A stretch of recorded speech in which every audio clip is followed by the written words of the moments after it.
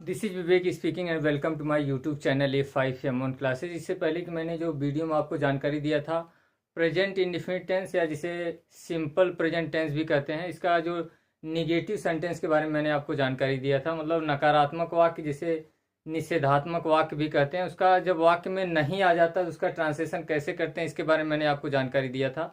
आज मैं आपको जानकारी देना चाहूँगा कि जो प्रेजेंट इंडिफिनिट टेंस होता है, मतलब जिसे सिंपल प्रेजेंट टेंस भी कहते हैं, उसका जो उस अगर हिंदी वाक्य में कभी नहीं आता है तो उसका ट्रांसलेशन कैसे किया जाता है इसके बारे में आपको जानकारी देना चाहूँगा।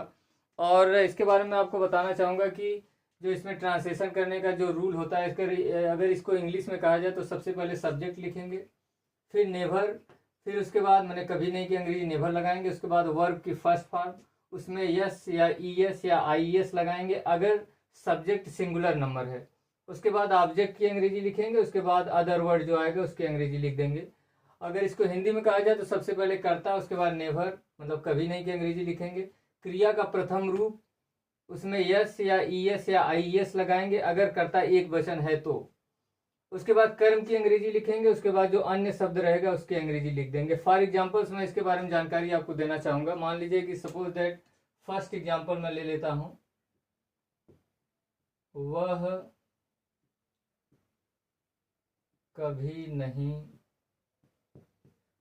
झूठ बोलता है। मान लीजिए ट्रांसलेशन हो गया, वह कभी नहीं झूठ बोलता। मान लीजिए इसका ये ट्रांसलेशन हो, देखिए वाक्य में कभी नहीं आ गया। अब देखिए वह की अंग्रेजी सबसे पहले करता, वह की अंग्रेजी ही लिखेंगे, उसके बाद कभी नहीं की अंग्रेजी लिखेंगे, रूल के अनुसार नेवर लगाएंगे।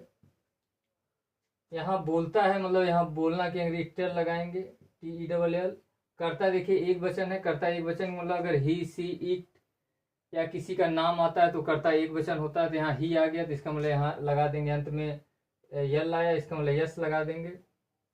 उसके बाद झूठ की अंग्रेजी अलाई लिख देंगे। मान लीजिए मतलब वह कभी नहीं झूठ बोलता, इसका ट्रांसलेशन हो जाएगा ही नेवर टेल्स अ लाई। मान लीजिए सेकंड मैं ट्रांसलेशन ले लेता हूं, देवेंद्र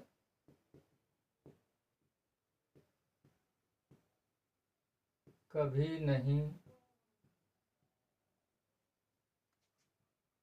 मान लीजिए देवेंद्र कभी नहीं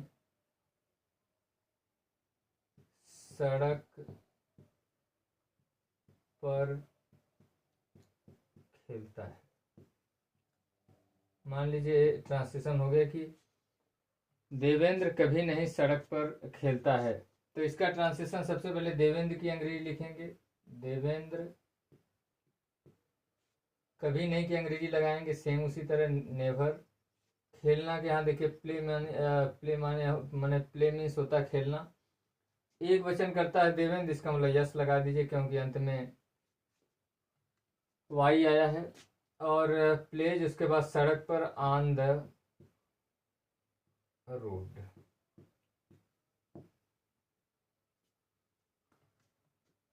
और नेक्स्ट मैं ट्रांसलेशन ले लेता हूं, मान लीजिए आ गया वे कभी नहीं अपना समय बर्बाद करते हैं। मान लीजिए ट्रांसलेशन हो गया कि वे कभी नहीं अपना समय बर्बाद करते हैं।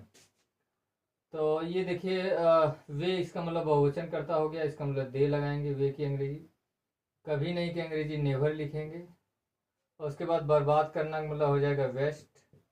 करता देखिए यहाँ बहुवचन है इसलिए क्रिया में ना तो यस लगाएंगे, ना तो ई एस लगाएंगे, ना तो आई एस लगाएंगे, वेस्ट। उसके बाद दे के साथ अपना का अंग्रेजी दियर हो जाएगा, दियर टाइम। मान लीजिए एक मैं प्लूरल सब्जेक्ट का एक और ट्रांसलेशन ले लेता हूँ। मान लीजिए सपोज दैट हो गया कि हम कभी नहीं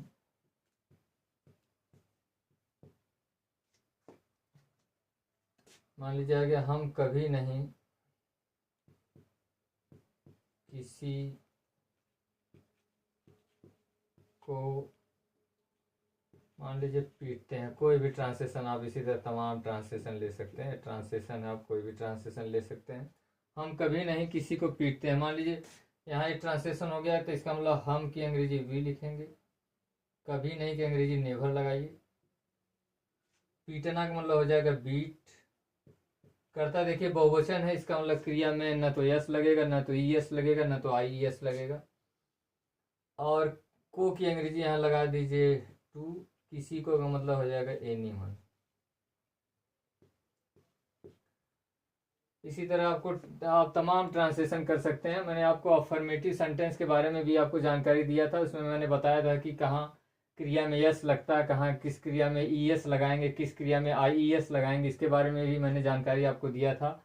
जिस प्रकार अफर्मेटिव सेंटेंस का रूल होता है उसी प्रकार निगेटिव सेंटेंस का जो होता है कभी नहीं वाला, उसी तरह ये भी सेम रूल होता है, लेकिन इसमें उसमें कर्ता के बाद क्रिया में फर्स्ट फॉर्म यस या यस लगाते हैं, उसके बाद ऑब्जेक्ट, उसके बाद अदर वर्ड लिखते हैं। इसमें नेवर वाले वाक्य में जो आ जाएगा सब्जेक्ट के बाद केवल नेवर लगा दें, मतलब कभी नहीं आ जाएगा तो मतलब वहाँ नेवर का प्रयोग कर देंगे। अफर्मेटिव जो या जिसे पॉजिटिव सेंटेंस कहते हैं, सेम उसी तरह का रूल है, वही आपका कभी नहीं वाला होता है। और इसी तरह तमाम आप ट्रांसलेशन अपने से कर सकते हैं। और मुझे आशा कि आपको जो प्रेजेंट इंडेफिनिट टेंस का जो निगेटिव सेंटेंस होता है उसमें कभी नहीं जो वाक्य आता है उसके बारे में, आपको ट्रांसलेशन करने के रूल के बारे में आपको जानकारी मिली होगी। ट्रांसलेशन कैसे किया जाता है ये भी जानकारी आपको मिली होगी। एंड मैं आपको नेक्स्ट डे आपको मैं जानकारी देना चाहूँगा कि जो प्रेजेंट इंडेफिनिट टेंस होता है, प्रेजेंट इंडेफिनिट टेंस में जो इंट्रोगेटिव सेंटेंस होता है जिसे प्रश्नवाचक वाक्य कहते हैं, उसमें जो फर्स्ट नंबर आता है कि जब प्रश्नवाचक शब्द क्या वाक्य पहले आता है तो उसका ट्रांसलेशन कैसे किया जाता है, इसके बारे में आपको जानकारी देना चाहूँगा। And thanks for watching and your precious time.